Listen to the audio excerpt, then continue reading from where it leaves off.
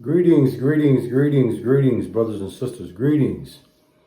First and foremost, we must acknowledge our Heavenly Father, Yahweh, through His only begotten Son, Yahushua, for allowing this word to come out. I hope you sincere brothers and sisters are truly edified by today's word.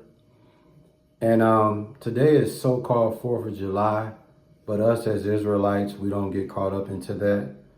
But in today's word, we're going to name this word selfishness of others. Ignore the biblical law of reciprocity.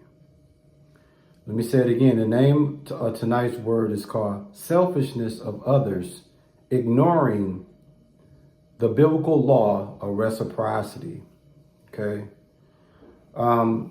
You know, when you think about people that you deal with, whether people you do business with, whether it's family that you deal with, whether it's friends that you deal with, whether in relationships, your spouses,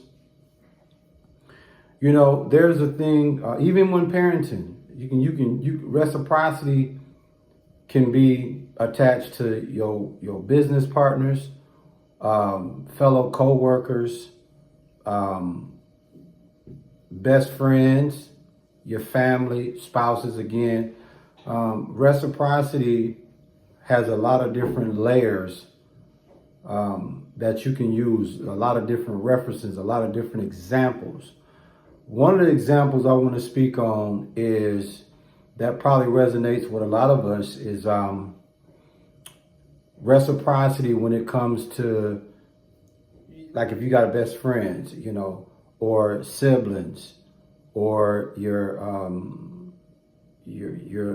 spouse. Reciprocity, you in those elements of life, reciprocity really will show up. And a lot of us are, how can I put this? Blatantly selfish, and some of us can be inadvertent selfish. So this is not a word to point the finger at anyone in particular. We all, as human beings, have a sense of selfishness in us by nature. But what I want to speak about tonight is just being more conscious of the biblical law of reciprocity. What is reciprocity? Reciprocity, in so many words, is a situation where two people agree to help each other by behaving in the same way or by giving each other similar advantages. Okay? In other words, I do for you, you do for me. I do something for you. I do a good deed to you. That good deed at some point should come back. It's just the level of reciprocity, you know. When it comes to selfishness is a better way of saying someone being concerned excessively or exclusively with oneself, seeking their own advantages and pleasures with no regards for others. And a lot of us take that stance. Okay, it's all about self. It's all about our advantages. It's all about our pleasures, and at the same time, not having that same regard for others. So you have that, which what we call selfishness, battling with reciprocity. And right now, selfishness is overruling reciprocity, or selfishness is ignoring the biblical law of reciprocity. Okay? The first example, we're going to cover 3 examples of biblical law of reciprocity. In Matthew 7, verse 2, it reads, matter of fact, let's just say Matthew 7, verse 1 and 2, 2 being the point, verse 2 being the point. In Matthew chapter 7, verse 1, it reads, "Judge not that ye be not judged." See that? That's a beautiful example of the biblical law of reciprocity. Judge not that ye be not judged. See that? That goes without saying. In verse 2, Matthew 7, Matthew 7, verse 2, and it reads, for with what judgment ye judge, ye shall be judged. See that? So whatever judgment you pose on that person, look at yourself and pose that same judgment. Once again, another beautiful example of biblical reciprocity or reciprocity, period. The second half of Matthew 7, verse 2 reads, with what measure ye meet, it shall be measured to you again. That's plain, man. That's plain. In Luke 6, verse 31, it reads, as ye would do that men should do to you, do ye also to them likewise. In other words, do unto others as you would like them to do to you. So for an example, if you someone want to be treated with respect, give respect. You want to be treated with love, give love. It's that simple. But you got people that want you to treat them with respect, but in return have no regards for respecting you. I see it all the time, and I just say to myself, like, wow. Hey, good morning. How you doing? You have people look at you like you crazy. You know, so the selfishness of others will put you in this place where you will foolishly ignore the biblical law of reciprocity, man.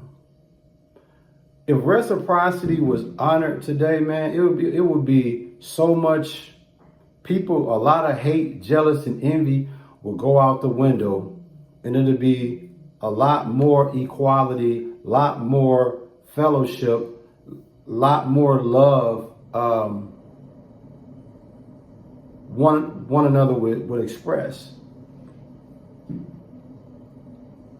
Selfishness of others, ignoring the biblical law of reciprocity, man. And so we have covered two examples of the biblical law of reciprocity. And we're going to close it out with the third biblical example of the law of reciprocity. And that's in Galatians 6, verse 7 and 8. Galatians 6, verse 7, and it reads, be not deceived, God, who you know is Yahweh, is not mocked. For whatsoever a man soweth, that shall he also reap. Verse 8, for he that soweth to his flesh shall of the flesh reap corruption. But he that soweth to the Spirit shall of the Spirit reap life everlasting. So when we look at the third example of the biblical law of reciprocity, in Galatians 6, verse 7, it says, for whatsoever a man reapeth, Salakia, for whatsoever a man soweth, that shall he also reap. See how that works?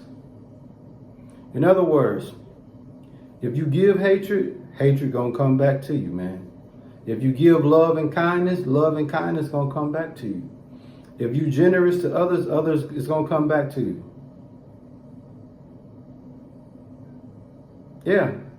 If I show you love and kindness, you should be able to give that back to me just natural. Especially when you're in a marriage or you're in a relationship, or especially when you're dealing with your friends, your siblings, family. Whatever reciprocity deed or action of reciprocity or your action of giving, your action of being generous to whoever that individual is, that should naturally coincide with one another. I've seen people where you just constantly give, and they constantly take. That's someone that's extremely selfish, and that's someone ignoring the biblical law of reciprocity. I mean, I'm telling you, man, the extreme spirit of selfishness is running rampant in the world that we live in today, man. I mean, a lot of people, all they do is care about self. People look out for you, do good things for you, do nice things for you, whether you ask for those nice things or not. But people do nice things for you, man. And you don't have the decency to do the same. There's an old saying, I scratch your back, you scratch my back. That's another example of reciprocity. But you'll scratch somebody back, and when your back itch, they'll look the other way. You give somebody a ride, you should be able to get that ride back in need. Oh man, I ain't got time, man. You should have called me earlier. What? You down on your luck, and you give somebody a financial blessing to get out of their situation. And then down the road, you find yourself in a financial jam, and these people in position to help you. And when you reach out to ask for their help, I ain't got it, man. Like I said, man, once again, what's the name of the word? Selfishness of others, ignoring the biblical law of reciprocity, man. What's the point of this message, brothers and sisters? When you're a spiritual law-abiding citizen, when you're operating in the spirit of love, in the spirit of peace, in the spirit of meek, in the spirit of being humble, be conscious of reciprocity. If someone show you love, give that love back. Just common courtesy.